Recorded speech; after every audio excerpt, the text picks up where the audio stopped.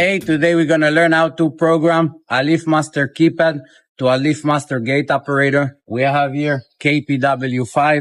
It will be programmed to a CSL sliding gate. We're starting to go into a program mode. The default program mode from the manufacturer will be 6x8. That's what we have here. So we're going to press star 888 pound 01 to put in an entry code. And then we're going to see what code we want. It will be 9263 pound. We put in the code one more time. 9263 pound.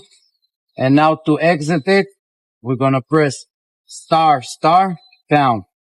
Now we're going to go over to the operator and see how to put it in the operator.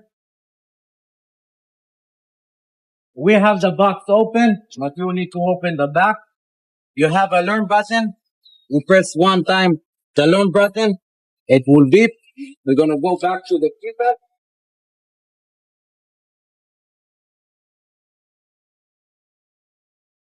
Enter the code that we just programmed, 9263 pound. And you're going to hear the operator beep. Now we're going to press it one more time, 9263 pound. And the gate will close. That's it.